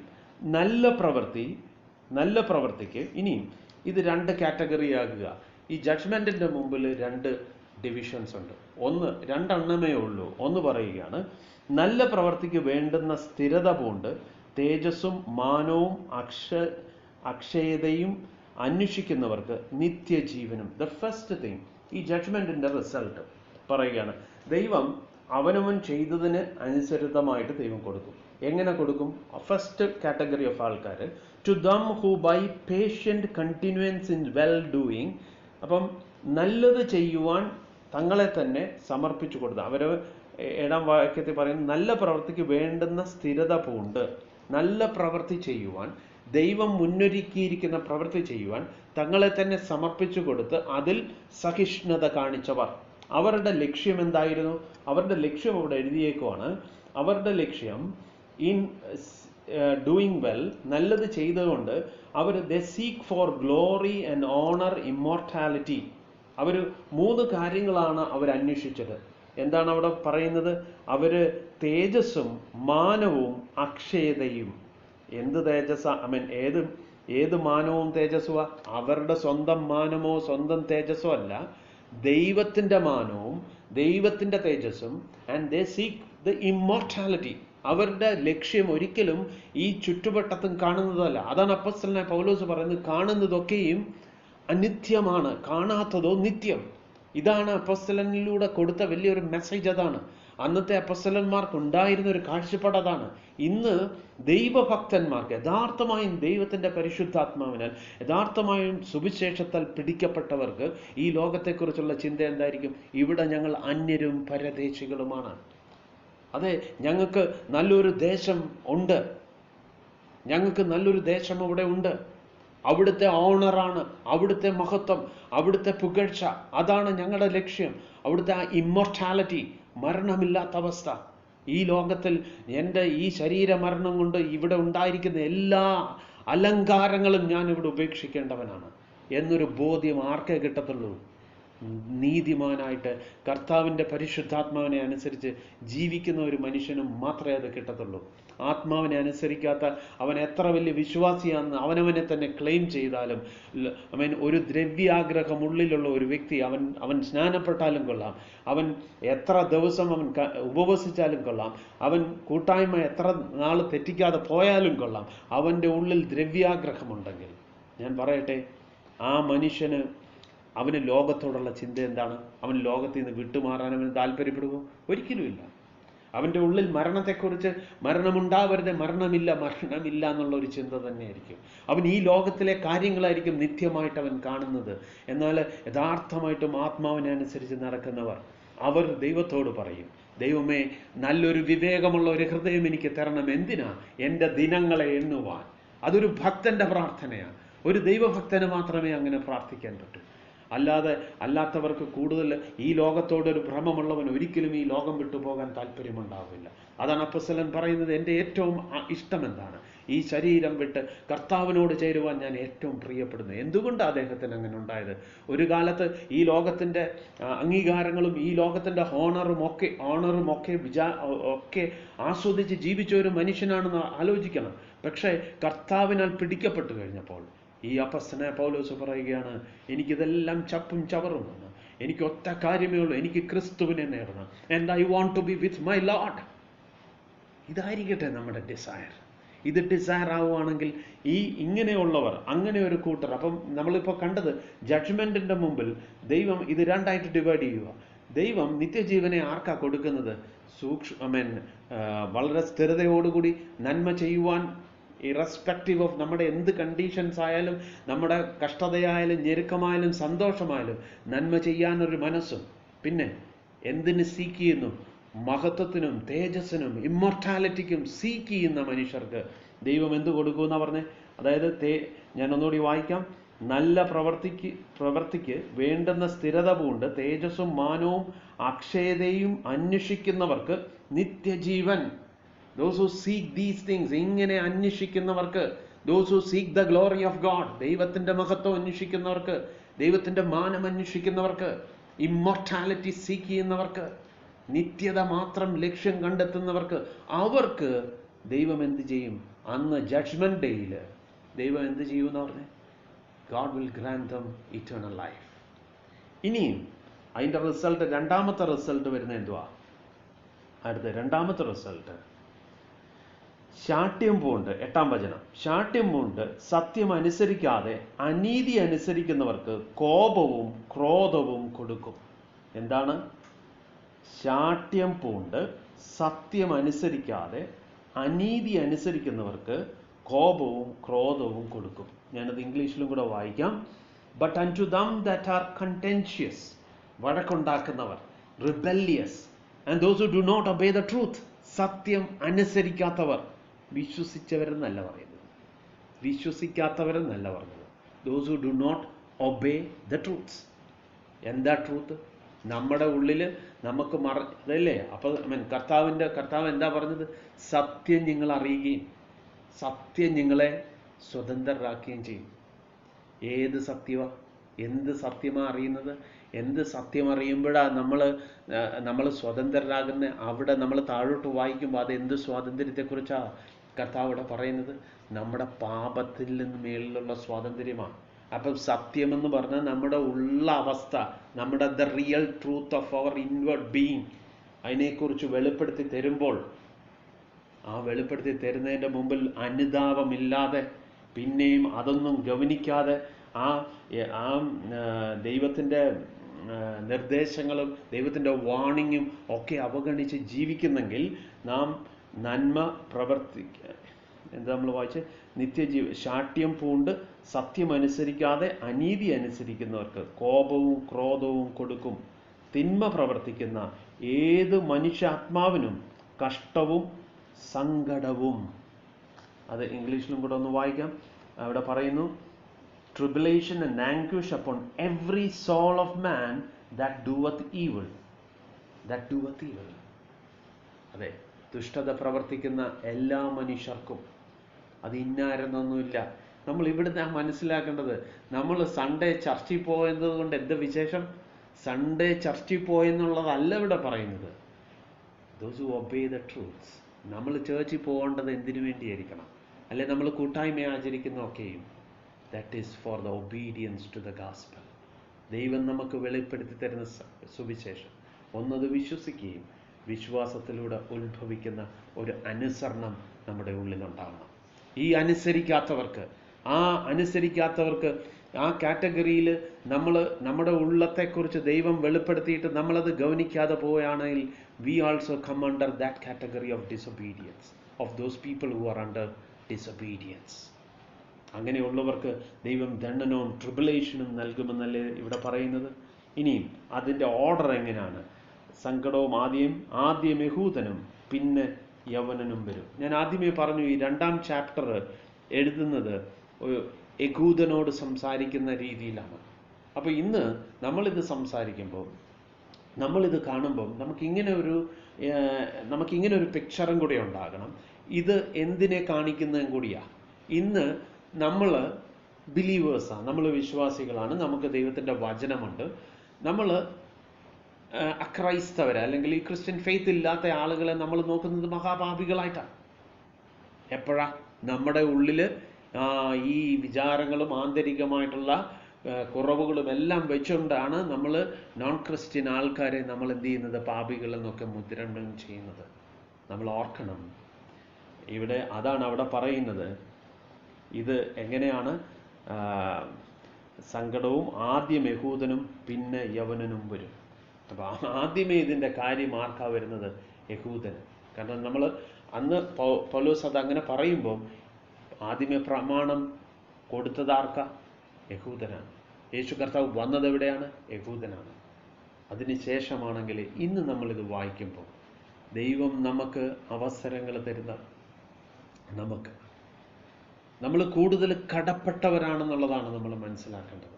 നമ്മൾ ഒരു ഹയർ സ്റ്റാൻഡേർഡിലായിരിക്കും നമ്മളെ ദൈവം വിധിക്കുന്നത്. നമ്മൾ കൂടുതൽ കേൾക്കും തോറും നാം കൂടുതൽ ദൈവത്തോട് കടപ്പെട്ടവർ, നമ്മൾ കൂടുതലും we are liable, we will be accountable ആകുകയാണ്. നമ്മൾ വളരെ ഭയത്തോടു കൂടി ഓർക്കേണ്ടതാണ്. നമ്മൾ ഓരോ ട്രൂത്ത് മനസ്സിലാക്കുമ്പോഴും ഇത് നമ്മളെ അങ്ങ് ത്രസിപ്പിക്കുകയാണ്. പക്ഷെ നമ്മുടെ ആന്തരികത്തിൽ രൂപാന്തരം ഉണ്ടാവുന്നില്ലെങ്കിൽ നാം തന്നെ പിന്നെയും എന്തോ ചെയ്യുക? We are treasuring up the wrath of God. ദൈവത്തിൻ്റെ കോപത്തെ ഇത് ചെയ്യുകയാണ്. കാരണം നമ്മളെ definitely we will be judged in a very high standard. വലിയൊരു സ്റ്റാൻഡേർഡ് വെച്ചിട്ട് തന്നെയായിരിക്കും നമ്മളെ ജഡ്ജ് ചെയ്യുന്നത്. അതാണ് നമ്മളവിടെ വായിക്കുന്നത്. നന്മ പ്രവർത്തിക്കുന്ന ഏവനും മഹത്വവും മാനവും സമാധാനവും ആദ്യ യഹൂദനും പിന്നെ യവനനും ലഭിക്കും. പിന്നെയും അത് എടുത്തു പറയുകയാണ്, നന്മ പ്രവർത്തിക്കുന്ന ഏവനും മഹത്വവും മാനവും സമാധാനവും ആദ്യം യഹൂദനും പിന്നെ യവനനും ലഭിക്കും. അപ്പം അവിടെയും ദൈവത്തിൻ്റെ വേർഡ് പറയുകയാണ്, എങ്ങനെയാണ് നന്മ ചെയ്യുന്ന വ്യക്തികൾക്ക്, ദൈവത്തിൻ്റെ ഗോസ്പൽ അനുസരിച്ച് ജീവിക്കുന്ന വ്യക്തികൾക്ക് ദൈവം എന്ത് ചെയ്യും? മാനവും നന്മയും ഒക്കെ കൊടുക്കും. നോക്ക്, നമ്മുടെ ലൈഫിലെ നമ്മുടെ മോട്ടീവ്സ് അല്ലേ ഇവിടുത്തെ പ്രധാനം. നമ്മൾ ഏതുദ്ദേശത്തോടു കൂടി ഓരോന്ന് ചെയ്യുന്നു. നമ്മളൊരു പാട്ടിനകത്ത് പാടുന്നുണ്ട്, ലോകത്ത് നാഥന് മുൾമുടി കൊടുത്ത ലോകമേ നീ തരുന്ന മാനം എനിക്ക് എന്തിനാ. ഇത് പാടാൻ നമുക്ക് എത്ര എളുപ്പമാണ്. പക്ഷേ നമ്മൾ യഥാർത്ഥത്തിൽ ഈ ലോകത്തിൽ എന്തെങ്കിലും മാനമോ എന്തെങ്കിലും കാര്യങ്ങളോ നമ്മൾ ആഗ്രഹിക്കുന്നെങ്കിൽ, നമ്മുടെ മോട്ടീവ്സ് ശരിയല്ലെങ്കിൽ, നമ്മൾ ഒരുപക്ഷെ ചേർച്ചിൻ്റെ മുമ്പിൽ നമ്മൾ വലിയ ആൾക്കാരായിരിക്കാം, we may be church elders, നമ്മൾ വലിയ മിനിസ്ട്രി ചെയ്യുന്നവരായിരിക്കും, വചനം പറയുന്നവരായിരിക്കാം. പക്ഷെ ദൈവത്തിൻ്റെ മുമ്പിൽ നമ്മുടെ മോട്ടീവ് പോലും ദൈവം അളക്കുമെന്നുള്ളതാണ്. നമ്മുടെ ഹൃദയമാണ് പരിശോധിക്കുന്നത്. ഹൃദയമാണ് ന്യായവിധിക്ക് വിധേയമായി തീരുന്നത്. നമ്മൾ അതാണ് മനസ്സിലാക്കേണ്ട ഒരു കാര്യം. നമുക്ക് വായിക്കാം, ദൈവത്തിൻ്റെ പക്കൽ മുഖപക്ഷം ഇല്ലല്ലോ. ദൈവത്തിൻ്റെ പക്കൽ മുഖപക്ഷമില്ലല്ലോ. ഈ വേർഡ് എന്ത് പറഞ്ഞപ്പോഴാണ് പറയുന്നത്? ദൈവത്തിൻ്റെ ന്യായവിധിയെക്കുറിച്ച് പറഞ്ഞപ്പോഴാണ്. For there is no respect of persons with God. ദൈവത്തിൻ്റെ മുമ്പിൽ there is no partiality with God. നമ്മളെപ്പോഴും ന്യായവിധിയുടെ കാര്യത്തിൽ നമ്മൾ മനസ്സിലാക്കേണ്ട ഒരു കാര്യമാണ്. നമുക്ക് താഴോട്ട് വായിക്കാം. ദൈവത്തിൻ്റെ പക്കൽ മുഖപക്ഷമില്ലല്ലോ. ന്യായപ്രമാണം ഇല്ലാതെ പാപം ചെയ്തവരെയൊക്കെയും ന്യായപ്രമാണം കൂടാതെ നശിച്ചു പോകും. ന്യായപ്രമാണം ഉണ്ടായിട്ട് പാപം ചെയ്തവരൊക്കെയും ന്യായപ്രമാണത്താൽ വിധിക്കപ്പെടും. ഇപ്പം ന്യായപ്രമാണം കേൾക്കുന്നവർ, അപ്പം ഇനിയും ഈ 12ാമത്തെ വാക്യത്തിൽ പറയുകയാണ്, ന്യായപ്രമാണം ഇല്ലാതെ പാപം ചെയ്തവരൊക്കെയും ന്യായപ്രമാണം കൂടാതെ നശിച്ചു പോകും. ഇന്നാളെ നമ്മൾ പറഞ്ഞു, ദൈവം നമുക്ക് ഓരോരുത്തർക്കും ഓരോ മനസാക്ഷി തന്നിട്ടുണ്ട്. ഇപ്പം ഈ പ്രമാണമോ അല്ലെങ്കിൽ ഈ ദൈവത്തിൻ്റെ വചനമോ ഒന്നും അനുസരിക്കാത്തവർ, അവരുടെ ഉള്ളിൽ ഒരു കോൺഷ്യൻസ് ഉണ്ട്. അവർ ഈ മെസ്സേജസ് ഒന്നും കേട്ടിട്ടില്ലെങ്കിലും അവരുടെ ഉള്ളിൽ ഒരു കോൺഷ്യൻസ് ഉണ്ട്. ഈ കോൺഷ്യൻസ് അനുസരിച്ച് അവർ ജീവിക്കാൻ ബാധ്യസ്ഥരാണ്. അപ്പം ഇൻ കേസ് ഈ ട്രൂത്ത് കേട്ടില്ല എങ്കിൽ പോലും ദൈവം വിധിക്കുന്നതിനെക്കുറിച്ചാണ് പറയുന്നത്. അവരുടെ കോൺഷ്യൻസിനെ അവർ നിരാകരിച്ച് ജീവിക്കുന്നെങ്കിൽ ദൈവം അവർ അങ്ങനെ നശിച്ചു പോകുമെന്നാണ് പറയുന്നത്. But at the same time ഇവിടെ പറയുന്നു, ന്യായപ്രമാണം ഉള്ളവരോ, ന്യായപ്രമാണം ഉണ്ടായിട്ട് പാപം ചെയ്തവരൊക്കെയും ന്യായപ്രമാണത്താൽ വിധിക്കപ്പെടും. അപ്പം ഞാനിത് പറഞ്ഞ ഇതൊരു ജ്യൂസിൻ്റെ ഒരു രീതിയിൽ പറയുമ്പോൾ നമ്മളുടെ ലൈഫിലേക്ക് നമ്മളിത് കൊണ്ടുവരിക. നമ്മളിപ്പോൾ എന്തിൻ്റെ ബേസിസിലായിരിക്കും ദൈവം ന്യായം വിധിക്കുന്നത്? Based on this gospel. ദൈവം നമ്മുടെ മേളിൽ തന്നിരിക്കുന്ന ഗോസ്പലിൻ്റെ അടിസ്ഥാനത്തിലായിരിക്കും. അപ്പം നമ്മൾ പുറമെ നമ്മൾ എന്തുവാ ദൈവസന്നിധിയിൽ ക്ലെയിം ചെയ്യാൻ പോകുന്നത്? നമ്മൾ ചെന്നിട്ട് പറയും, ഞങ്ങൾ സൺഡേയിൽ പ്രാർത്ഥനയിൽ പോയിരുന്നു, ഞങ്ങൾ ബാപ്റ്റിസം എടുത്തു, ഞങ്ങൾ കർത്തൃമേശ ആചരിക്കുന്നു. ദൈവം എവിടുന്നാണ് നോക്കുന്നത്? ദൈവം ഗോസ്പൽ എന്തിനാ തന്നേക്കുന്നത്? ആന്തരികമായ ശുദ്ധിക്കാം. ആന്തരികമായ ശുദ്ധിയായിരിക്കും ദൈവം ജഡ്ജ് ചെയ്യാൻ പോകുന്നത്. അതിൻ്റെ മുമ്പിൽ നമുക്ക് മനുഷ്യപുത്രൻ്റെ മുമ്പിൽ നേരെ നിൽക്കുവാൻ നമ്മളെ കൊണ്ട് സാധിക്കുമോ? That's the point. അല്ലാതെ അതാണ് ഞാൻ മുമ്പേ പറഞ്ഞത്, നമ്മളെ വിധിക്കുന്ന സ്റ്റാൻഡേർഡ് എന്ന് പറഞ്ഞാൽ it's A very very high standard. നമ്മൾ എത്രത്തോളം ദൈവസന്നിധിയിൽ ഈ ഭൂമി ജീവിക്കുമ്പം താഴ്ന്ന് ജീവിക്കണമെന്നറിയാമോ? ദൈവമേ അതിനുള്ള കൃപ എനിക്ക് തരണം കർത്താവേ. അവിടുത്തെ സ്റ്റാൻഡേർഡിൽ ഈ ഭൂമിയിൽ ജീവിക്കണം. ന്യായപ്രമാണം കേൾക്കുന്നവരല്ല. പിന്നെ 13-ാം വാക്യത്തിൽ, കേൾക്കുന്നവരല്ല ദൈവസന്നിധി നീതിമാന്മാർ, ന്യായപ്രമാണം ആചരിക്കുന്നവരത്രേ നീതീകരിക്കപ്പെടുന്നത്. ന്യായപ്രമാണം ഇല്ലാത്ത ജാതികൾ, വീണ്ടും അതേ കാര്യം തന്നെ പറയുകയാണ്, ഇല്ലാത്ത ജാതികൾ ന്യായപ്രമാണത്തിലുള്ളത് സ്വഭാവത്താൽ ചെയ്യുമ്പോൾ ന്യായപ്രമാണമില്ലാത്ത അവർ തങ്ങൾക്ക് തന്നെ ഒരു ന്യായപ്രമാണമാകുന്നു. അപ്പം ഈ ലോ ഇല്ലാത്ത മനുഷ്യരെക്കുറിച്ച്, ജാതികളെക്കുറിച്ച് ഇപ്പം നമ്മൾ പറയുകയാണ്, ഒരു നോൺ ക്രിസ്ത്യൻ ആയിട്ടുള്ള ഒരാളെക്കുറിച്ച് പറയുകയാണ്. അയാളുടെ മനസാക്ഷിയിൽ തന്നെ അയാൾ എന്തോ ചെയ്യും? ഈ ന്യായപ്രമാണം തന്നെ, അയാളുടെ മനസാക്ഷി തന്നെ അയാൾക്കൊരു ന്യായപ്രമാണമായി മാറും. So God is going to judge accordingly. ഇനി നമുക്ക് താഴോട്ട് വായിക്കുമ്പോൾ മനസ്സിലാവും, അവരുടെ മനസാക്ഷി കൂടെ സാക്ഷ്യം പറഞ്ഞ് അവരുടെ വിചാരങ്ങൾ തമ്മിൽ കുറ്റം ചുമത്തുകയോ പ്രതിവാദിക്കുകയോ ചെയ്തതുകൊണ്ട് അവർ ന്യായപ്രമാണത്തിൻ്റെ പ്രവൃത്തി തങ്ങളുടെ ഹൃദയത്തിൽ എഴുതിയിരിക്കുന്നതായി കാണിക്കുന്നു. ഓക്കെ, ഈ ജെൻറ്റൈൽസ്, ജാതികളെക്കുറിച്ച് പറയുകയാണ് അവരുടെ അപ്പം ന്യായപ്രമാണം, നമുക്ക് ദൈവത്തിൻ്റെ വചനമാണ് സ്റ്റാൻഡേർഡ്. ഈ വചനം കേൾക്കാത്ത ഒരു വ്യക്തിയെ ദൈവം വിധിക്കുന്നത് ബേസ്ഡ് ഓൺ ഹിസ് കോൺഷ്യൻസ്. ഈ കോൺഷ്യൻസ് അവൻ എന്തായി മാറും? അവൻ്റെ പ്രമാണമായി മാറും. നമ്മുടെ പ്രമാണം ഏതുവാ? നമ്മുടെ പ്രമാണം കർത്താവിൻ്റെ വചനമാണ്, കർത്താവിൻ്റെ ഗോസ്പലാണ്, സുവിശേഷമാണ്. സുവിശേഷത്തെ വെച്ച് നമ്മളെ വിധിക്കുമ്പോൾ ക്രൈസ്തവർ അല്ലെങ്കിൽ കർത്താവിനെ അറിയാതെ ജീവിച്ച ആളുകൾ അവരുടെ മനസാക്ഷി ഹേതുവായിട്ട് അവരെ ന്യായം വിധിക്കുമെന്നാണ് അവിടുത്തെ വചനം പറഞ്ഞേക്കുന്നത്. ദൈവം യേശുക്രിസ്തു മുഖാന്തരം മനുഷ്യരുടെ രഹസ്യങ്ങളെ എൻ്റെ സുവിശേഷ പ്രകാരം ന്യായം വിധിക്കുന്ന നാളിൽ തന്നെ. അപ്പം അതുകൂടെ ഒന്ന് പറഞ്ഞിട്ട് നിർത്താം. In the day when God shall judge the secrets of men by Jesus Christ according to my gospel. അപ്പോൾ എന്താ അവിടെ പറഞ്ഞുകൊണ്ട് വരുന്നത്? എന്താ ചെയ്യുമ്പോഴാണ് ദൈവം യേശുക്രിസ്തു മുഖാന്തരം മനുഷ്യരുടെ രഹസ്യങ്ങളെ എൻ്റെ സുവിശേഷ പ്രകാരം ന്യായം വിധിക്കുന്ന നാൾ. ദൈവം എന്തുമായിരിക്കും ന്യായം വിധിക്കുന്നത്? നമ്മൾ ഇനി ചിന്തിക്കണം. ദ സീക്രട്സ് ഓഫ് മാൻ. ഇത്രയും വായിച്ചതിൽ ഒരുപാട് ശ്രദ്ധിക്കേണ്ടതും ഒരുപാട് നമ്മൾ ഭയത്തോടു കൂടി ഓർക്കേണ്ടതുമായിട്ടുള്ളൊരു വാക്യമാണ്. നമ്മുടെ പുറമേ അല്ല ദൈവം വിധിക്കുന്നത്, ദൈവം നമ്മുടെ രഹസ്യങ്ങളെയാണ്. അല്ലേ? നമ്മുടെ ചർച്ച് മെമ്പേഴ്സിൻ്റെ മുമ്പിൽ നമ്മൾ ഒരുപാട് നീതിമാന്മാരല്ലേ? എങ്ങനെയാ? ബിക്കോസ് അവരുടെ മുമ്പിൽ വെച്ച് ഞാൻ വളരെ നല്ലൊരു ഭക്തിയുടെ വേഷമൊക്കെ ഇടുന്നു. പക്ഷേ എൻ്റെ വീട്ടിൽ ഞാൻ ആരാണെന്ന് എൻ്റെ ഭാര്യയ്ക്ക്, ഒരുപക്ഷെ എൻ്റെ ഭർത്താവിനോ അല്ലെങ്കിൽ എൻ്റെ മക്കൾക്കോ അറിയത്തുള്ളൂ. നോക്ക്, നമ്മൾ ഇങ്ങനത്തെ മൂടുപടം ഇട്ടുകൊണ്ടാണ് ജീവിക്കുന്നതെങ്കിൽ നമ്മൾ വിചാരിക്കും ഈ ജീവിതം കൊണ്ട് ഞാൻ അവിടെ എത്തുമെന്ന് പറയുമ്പോൾ കർത്താവ് പറയുകയാണ്, അന്നാളിൽ എന്ത് ചെയ്യും?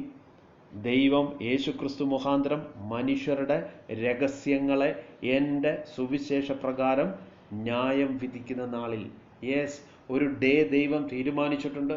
That day God will be judging the secrets of men. അവൻ രഹസ്യത്തിൽ ചെയ്തത് ആരും അറിഞ്ഞിട്ടില്ല എന്ന് പറഞ്ഞ് ചെയ്തത്. അതുമാത്രമല്ല, ആന്തരികം ആർക്കും കീറി മുറിക്കാൻ പറ്റൂല. അല്ലേ? നമ്മൾ എത്രയോ സഹോദരന്മാരോട് നമ്മൾ കൈകൊടുത്ത് പ്രൈസ് ദ ലോർഡും ഒക്കെ പറയുമ്പോൾ ഉള്ളിൻ്റെ ഉള്ളിൽ അവനെക്കുറിച്ചുള്ള കുറ്റവും കുറവുമാണ് എൻ്റെ ഉള്ളിൽ ഇരിക്കുന്നെങ്കിൽ ഞാൻ പാപമല്ലേ ചെയ്യുന്നത്? ഇത് അവൻ അറിയുന്നുണ്ടോ? അവൻ അറിയുന്നില്ല. നമ്മൾ കൂട്ടായ്മ കൊടുത്തു എന്ന് അയാളും ചിന്തിക്കുമ്പോൾ എത്ര നല്ല വ്യക്തിയാ, എന്നോട് വന്ന് മിണ്ടിയല്ലോ. പക്ഷെ ദൈവം ഈ സീക്രട്സ് അന്ന് ജഡ്ജ് ചെയ്യുമെന്നാണ് പറയുന്നത്. നീ ഏത് മനോഭാവത്തോടു കൂടി ചെയ്തു? നിന്റെ ആറ്റിറ്റ്യൂഡ് എന്തായിരുന്നു? നിന്റെ ഉള്ളിൽ അസൂയയുണ്ടോ? നിന്റെ ഉള്ളിൽ ക്രോധമുണ്ടോ? കോപമുണ്ടോ? നീ ദേഷ്യത്തോടു കൂടിയാണോ ഓരോന്ന് ചെയ്തത്? Yes, at that day God will be judging your secrets. മാത്രമല്ല, ന്യായം വിധിച്ചു വരുമ്പോൾ, അപ്പം ഞാൻ ഈ പറഞ്ഞുകൊണ്ട് വരുന്നത്, യേശുവിലൂടെ അല്ലാതെ ഒരു രക്ഷയുമില്ല. അതാണ് അൾട്ടിമേറ്റ് ട്രൂത്ത്. ഇപ്പം കോൺഷ്യൻസ് വെച്ചിട്ട് ദൈവം ന്യായം വിധിക്കുമെന്ന് പറയുമ്പോൾ, കോൺഷ്യൻസ് വെച്ച് ജീവിച്ചാലും മതി, രക്ഷപ്പെടുമെന്നുള്ളൊരു ദൂതൊന്നും ബൈബിൾ കൊടുക്കുന്നില്ല. ബൈബിൾ പറയുന്നത് രക്ഷിക്കപ്പെടുവാൻ ലോകത്തിൽ നൽകപ്പെട്ട ഒരേ ഒരു നാമം, അത് യേശുവിൻ്റെ നാമം മാത്രമാണ്. അതാണ് നമ്മളെ പോലുള്ള ഓരോരുത്തരും പ്രഖ്യാപിക്കേണ്ട സുവിശേഷം. അത് തന്നെയാണ്. അതെ, പക്ഷേ യേശുവിനെ അറിയാത്തവരെ കുറിച്ചൊന്നും നമ്മൾ ഒരുപാട് കിടന്ന് ചോദിക്കേണ്ട ആവശ്യമില്ല. എങ്ങനെ അവരെ വിധിക്കുന്നത്? എങ്ങനെ? അവരെ ദൈവമാണ് വിധിക്കുന്നത്, നമ്മളല്ല. അവരെ ദൈവം വിധിച്ചോളും. May God judge them. അതെങ്ങനെയാകുന്നു എന്നുള്ളതിനെ കുറിച്ചൊന്നും നമുക്ക് വലിയ ഒരു ഐഡിയ ഒന്നും ഇതിൽ നിന്ന് കിട്ടത്തില്ല. പക്ഷെ ഒരു കാര്യം ഉറപ്പാണ്, ദൈവം എന്തുവാ വിധിക്കാൻ പോകുന്നത്? ദ സീക്രട്സ് ഓഫ് മാൻ. കാണാത്ത, മനുഷ്യരാരും കാണാത്ത കാര്യങ്ങളായിരിക്കും അവിടെ വെളിവാകാൻ പോകുന്നത്. നമ്മൾ ഓർക്കുക. അപ്പം നമ്മുടെ ജീവിതത്തിൽ ഇതെപ്പോഴാണ് ഉണ്ടാവുന്നത്? ഈ സീക്രട്സ് എല്ലാം റിവീൽഡ് ആവുന്നത് എപ്പോഴാണെന്ന് വെച്ചാൽ, നാം നമ്മുടെ തെറ്റുകളെ ഏറ്റുപറഞ്ഞ് ക്ഷമ ചോദിച്ച് അതിനെ വിട്ട് ജീവിക്കുന്നില്ല എങ്കിൽ, all these secrets will be revealed at that day. നമ്മൾ ആരെ എത്ര പറ്റിച്ചാലും ശരി, അന്ന് ദൈവത്തിൻ്റെ മുമ്പിൽ ആരെയും പറ്റിക്കുവാൻ സാധിക്കത്തില്ല. ഒരു വാക്യം കൂടെ വായിച്ചിട്ട് നമുക്ക് നിർത്താം. ഈ ജഡ്ജ്മെൻറ്റിനെ കുറിച്ച് നമ്മൾ ഒരുപാട് ചിന്തിക്കേണ്ട. യേശുവിനെ അറിയാത്ത എത്രയോ ഇടങ്ങളിൽ യേശുവിനെ അറിയാതെ പോയ കുഞ്ഞുങ്ങളുണ്ട്, യേശുവിനെ അറിയാതെ പോയ ആൾക്കാരുണ്ട്. അവരുടെ കാര്യങ്ങളൊക്കെ എന്താകും? പലരും ചോദിക്കുന്ന ചോദ്യമാണ്. എനിക്കും അറിയാവുന്ന ഒരാളുണ്ട്. പുള്ളി ഈ ട്രൂത്തിലേക്ക് വരാത്തതിൻ്റെ ഒരു കാരണം, ആഫ്രിക്കയിലുള്ള ഒരുപാട് ആളുകൾ യേശുവിനെ അറിയാതെ മരിച്ചു പോയത്. അപ്പോൾ പിന്നെ യേശുവിലൂടെ മാത്രമേ രക്ഷയുള്ളൂ എന്നൊക്കെ എങ്ങനെയാണ് പറയുന്നത്? നമ്മളെ ദൈവത്തിൻ്റെ സ്ഥാനമൊന്നും ഈ കാര്യത്തിൽ എടുക്കേണ്ട കാര്യമില്ല. ദൈവം നീതിയോടുകൂടി വിധിക്കുന്നവനാണ്.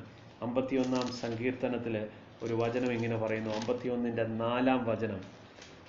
ഇത് നമുക്കറിയാം. 51-ാം സങ്കീർത്തനം ദാവീദ് എഴുതുന്ന സങ്കീർത്തനമാണ്. ദാവീദ് പാപം ചെയ്തിട്ട് പാപം ചെയ്ത് ഏറ്റു പറഞ്ഞിട്ട് ചമച്ച ഒരു സങ്കീർത്തനമാണ്. നിന്നോട് തന്നെ ഞാൻ പാപം ചെയ്തു, നിനക്ക് അനിഷ്ടം ആയുള്ളത് ഞാൻ ചെയ്തിരിക്കുന്നു. സംസാരിക്കുമ്പോൾ നീ നീതിമാനായും വിധിക്കുമ്പോൾ നിർമ്മലനായും ഇരിക്കേണ്ടതിന് തന്നെ. അന്ന് തന്നെ ദാവീദിന്റെ ലൈഫിലൂടെ മനസ്സിലാക്കി, ദൈവം ജഡ്ജ് ചെയ്യുന്നത് എപ്പോഴും റൈച്ചസ് ആയിരിക്കും. നമ്മൾ ചിന്തിക്കുന്നതിനേക്കാൾ ബിയോണ്ടാണ്. അതുകൊണ്ടാണ് ഇങ്ങനത്തെ കാര്യങ്ങൾക്കൊന്നും നമ്മൾ ഒരുപാട് എക്സ്പ്ലനേഷൻസ് കൊടുക്കേണ്ട ആവശ്യമില്ല. ദൈവം അവരെ എങ്ങനെ വിധിക്കും? നമ്മൾ എന്തുവാ ചെയ്യേണ്ടത്? നമ്മൾ ഒറ്റ കാര്യം ചോദിച്ചാൽ മതി, എൻ്റെ കർത്താവ് എന്നെ എങ്ങനെയായിരിക്കും വിധിക്കാൻ പോകുന്നത്? ഒറ്റ ആൻസറേ ഉള്ളൂ, based on your secret life. നമ്മുടെ രഹസ്യ ജീവിതത്തെ അടിസ്ഥാനപ്പെടുത്തി ദൈവത്തിൻ്റെ ഗോസ്പൽ നമ്മുടെ മുമ്പിൽ തുറന്നു വെച്ചിട്ട്, he will be judging us with based on the gospel. ഈ സുവിശേഷം വെച്ചുകൊണ്ടായിരിക്കും നമ്മുടെ സീക്രട്സിനെ, നമ്മുടെ ആരും അറിയാത്ത കാര്യങ്ങളെ വിധിക്കാൻ പോകുന്നത്. നമുക്ക് അതുകൊണ്ടാണ് ഏറ്റവും നല്ലത് ഈ സമയത്ത് കർത്താവ് നമ്മളോട് സംസാരിച്ചിട്ടുണ്ടെന്ന് നമുക്ക് ബോധ്യം ഉണ്ടെങ്കിൽ, നമുക്ക് നമ്മളെ തന്നെ ദൈവസന്നിധി താഴ്ത്തി വെച്ചിട്ട്, കർത്താവെ എന്നോട് അവിടുന്ന് ദൈവമേ എനിക്ക് രൂപാന്തരപ്പെടണം കർത്താവെ, എനിക്ക് അങ്ങയുടെ ഇഷ്ടം പോലെ ജീവിച്ചാൽ മതി. കാരണം നമ്മൾ മുമ്പേ വായിച്ചതുപോലെ എനിക്ക് ആ ഫസ്റ്റ് കാറ്റഗറിയിൽ എത്തിയാൽ മതി. ഏത് കാറ്റഗറിയിലാണ്? അതായത് നിത്യജീവൻ കിട്ടുന്ന കാറ്റഗറിയിൽ. അതെ, നിൻ്റെ സുവിശേഷം അനുസരിച്ച് ദൈവമേ, അതേ കർത്താവെ, നിൻ്റെ മാനത്തിനും നിൻ്റെ മഹത്വത്തിനും, അതേ ആ നിത്യതയ്ക്ക് വേണ്ടി ജീവിക്കുന്ന ഒരു കൂട്ടം ആളായാൽ മതി. എൻ്റെ ആന്തരികത്തെ പരിശോധിക്കണമേ. I don't want to live like a hypocrite. ഒരു ഹിപ്പോക്രറ്റായിട്ട് ജീവിച്ച് അവസാനം ഞാൻ ഒരു നാളും നിങ്ങളെ അറിയുന്നില്ല എന്നുള്ളൊരു ശബ്ദം കേൾക്കാനല്ല നമ്മളിവിടെ പ്രയത്നിക്കേണ്ടത്.